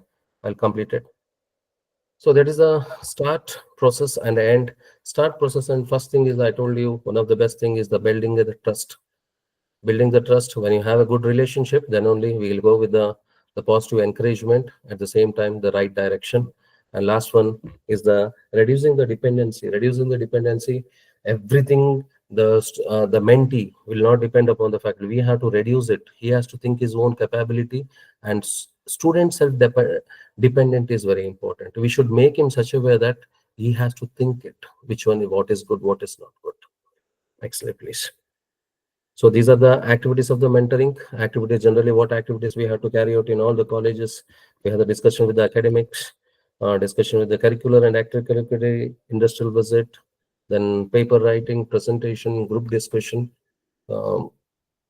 then career goals and guidelines. Everything we have to make it in a mentoring book. Go to the next slide, please.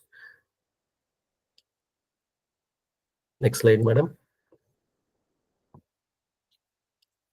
Okay, this is a benefit for the student. What is the benefit for the student if you do it properly? Academic success, professional development, personal growth, lifelong learning. So these are in that academic success. If you get grades are very good, generally academic success, better understanding about the coursework, skill development, job opportunities. So these are the benefit for the students if you do it properly. This is a lifelong relationship. If you do it, mentor, madam, next slide, if you go. If you go to the next slide, this is very important. Why mentoring is required? Benefit for the institute, not only institute with the student as well as the mentor. So if you see that mentoring for the institute, what happens there? Increase in graduation rates. If you do it properly, definitely the graduation rate, admission rates will be increased. Lower the institute dropout rates. If you do it properly, motivation, then only student will clear all the subjects. Healthier relationship with the lifestyle. Better attitude about the institute. Is have a positive impact about the institute. He will tell to the juniors, come with this college is very good. Admission rates will increase. Higher studies enrollment. Self-esteem, self-confidence. I told you, increase in the admission. Then we have a good rapport with the alumni of students. They will help in the placement activities where join to some of the companies. This is a long-term relationship with the students. If you do the proper mentoring, that is very important. So next slide, please. Along with that, so student is also fine, institute is also fine. What the mentor will get? What is the mentoring? Last slide, madam. Last slide, please. The benefits of the mentoring. The mentor, what he will get? If by doing this, it's a professional satisfaction. Professional satisfaction, that is very much required.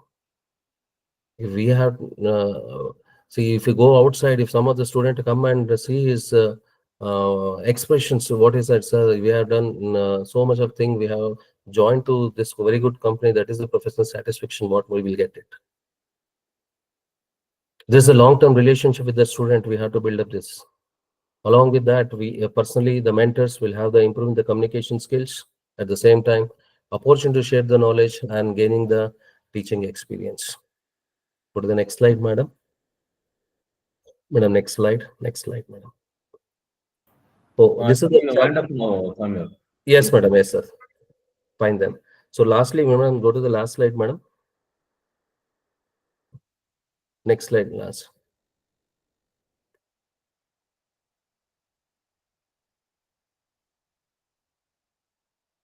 Yes, madam, last slide. So from building, last slide, building the future engineers through effective mentorship. I conclude that effective mentorship, we can build the future engineers. So thank you very much for giving me the opportunity to present my topic, sir. Any queries? Let me show, sir. Okay. Any questions from audience?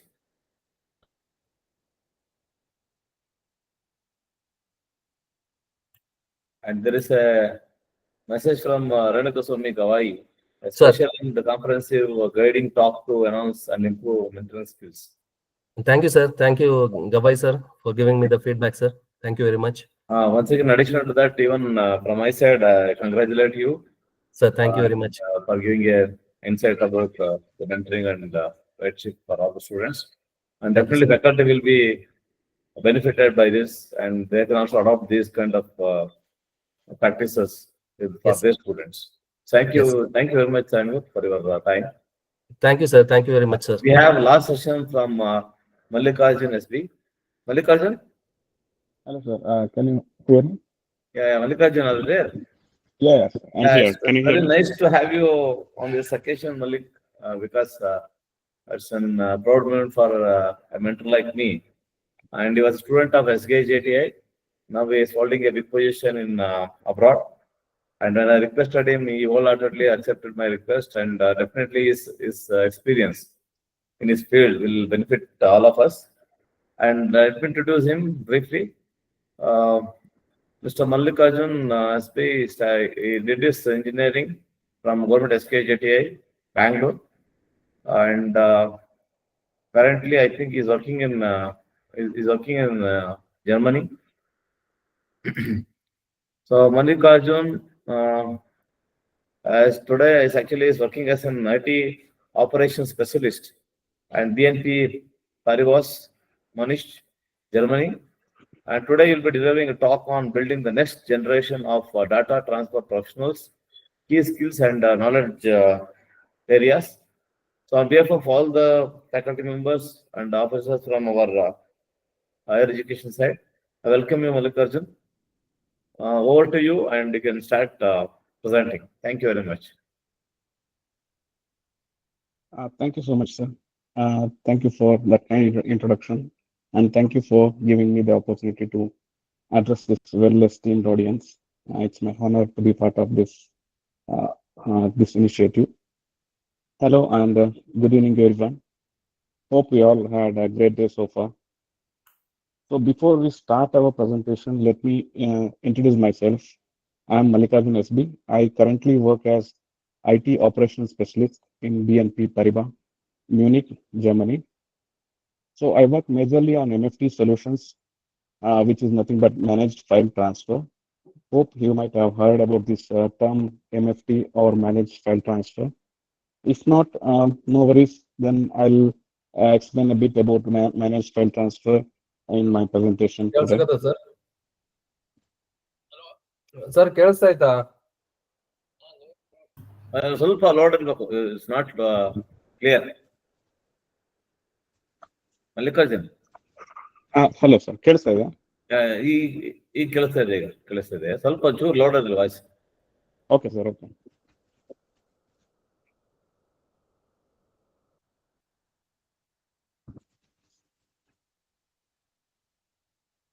Google slides open ಮಾಡಿ.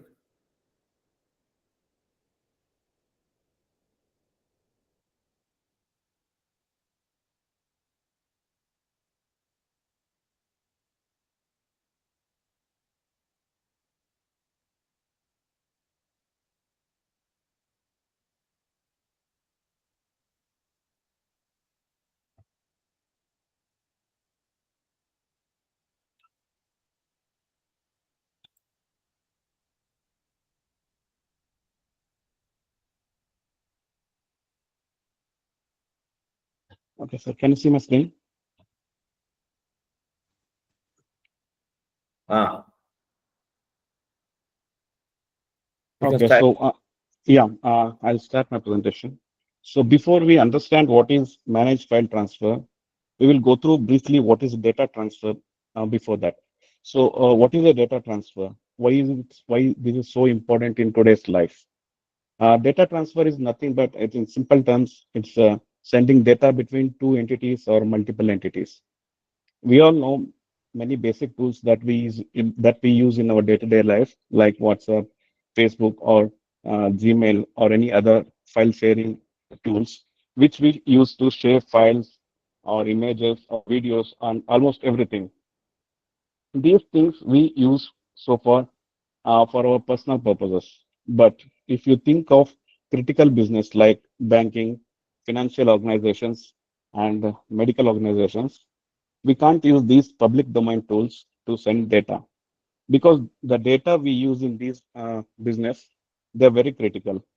So here we use MFT, that is nothing but managed file transfer. So what is managed file transfer? Managed file transfer is a secure and reliable method for transferring data between systems, organizations, and or individuals. So major features of this managed file transfer are security, like end-to-end encryption, and reliability, and access controls, data integrity, etc. So managed file transfer, or MFT tool, they are specialized technologies that are designed to automate, control, and ensure the secure exchange of files in a way that are scalable, compliant with the industry regulations. So next, now we see what are the roles of data transfer professionals in modern organizations. So key responsibilities of data transfer professionals are ensuring data security. So in these special business requirements, we will be having the high critical data, like personal data or medical data of a person, or banking data of a person, or something like that. This data is very critical. So ensuring the data security is most important role of the data transfer professional. Next thing is managing a reliable and efficient data transfers. When this data is too critical, then it is also important that the data should be reliable and it should be efficient. So whenever the data is needed, we need to have access to that data. So that is also the role of data transfer professionals. And next thing is compliance and regulatory adherence. So each of these industries, for example, banking and medical industries, so each of these organizations will have their own regulatory rules or their own uh, set of protocols. And the role of data transfer professionals include following these regulatory adherence and following these protocols. And next thing is monitoring and performance optimization, which means the day-to-day data transfer in these critical organizations happens happens very fastly, and this data is very critical. So monitoring this data is very important here. So next thing is interfacing with other departments. So as a data transfer professional, you need to have communication between departments. For example, if you want to send a data to a different organization from your organization, you need to have contact between different teams within your organization. like firewall teams, network teams, etc. So next we come to slide the essential skills for MFT and data transfer roles. What are the essential skills for managed file transfer professional? So there are many skills that are required for this particular role. The first thing is technical skills. So proficiency with these MFT tools and protocols is most important in this particular role.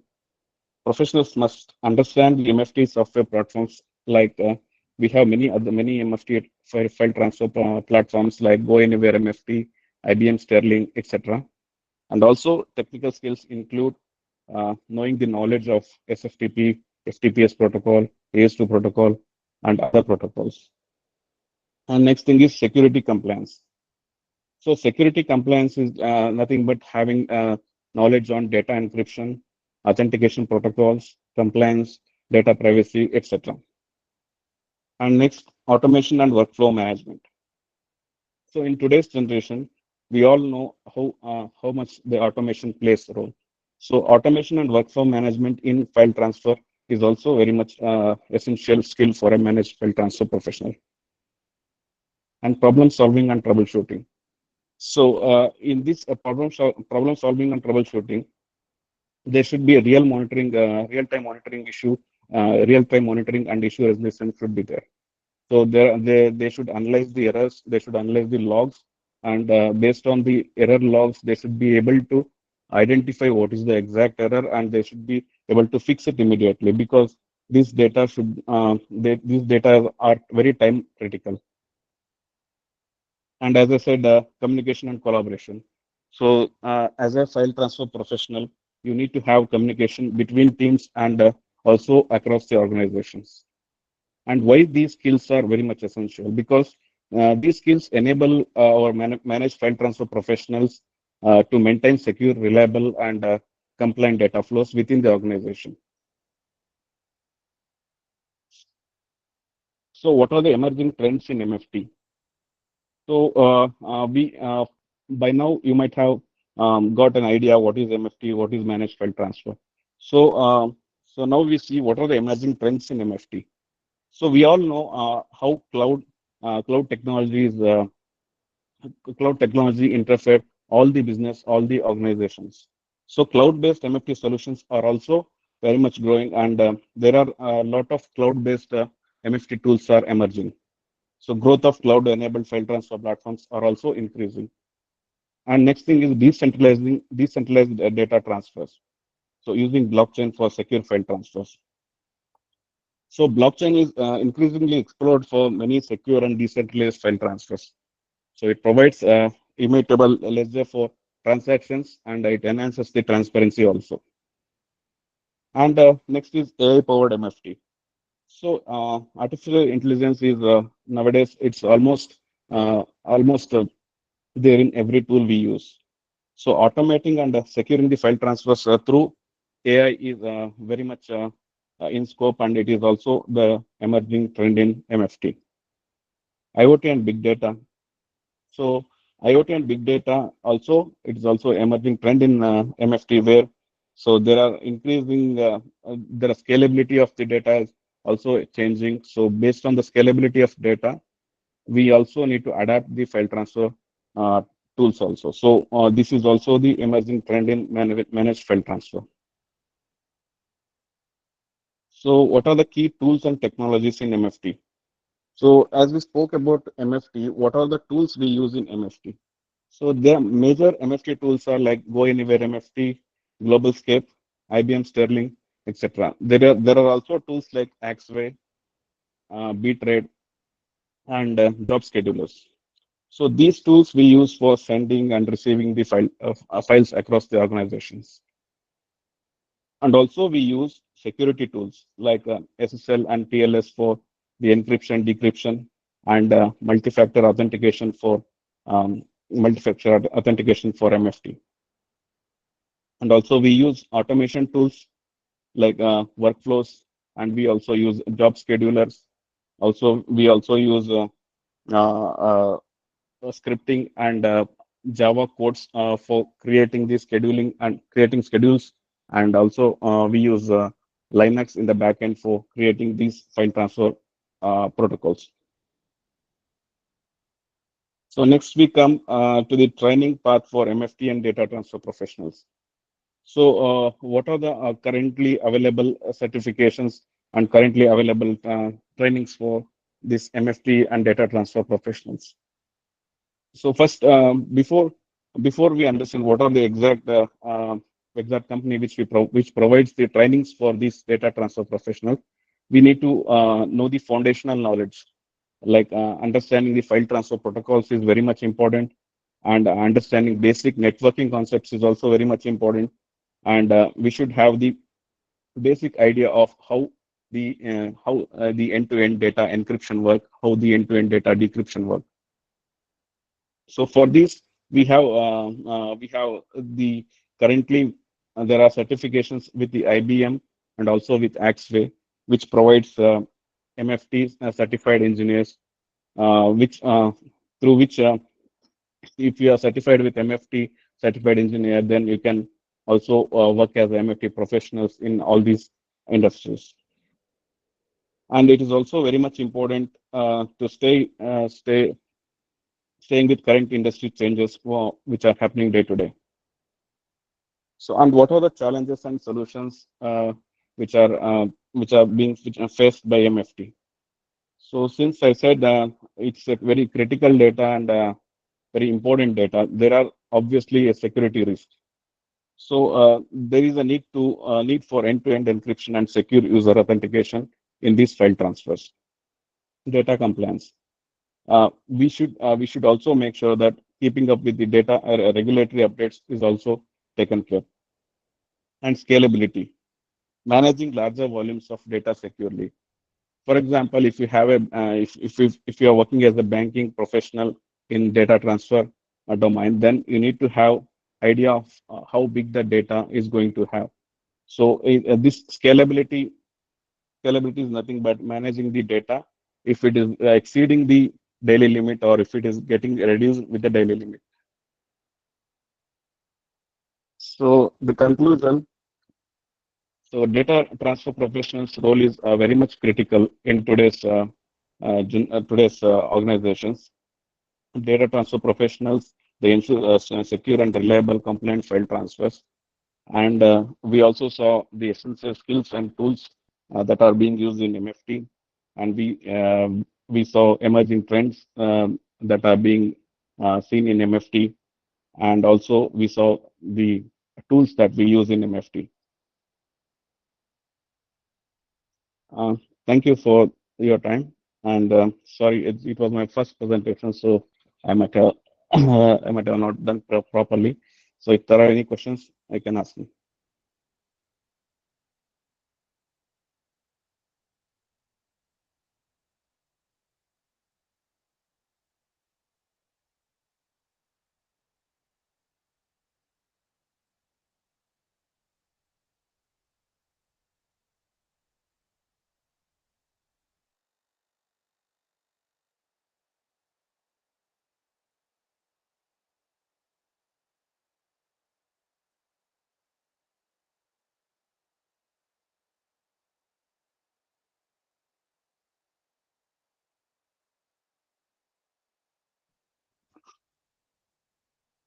Hello.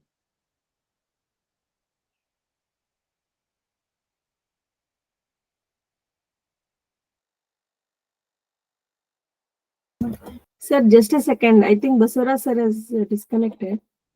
I'll just call him. Wait.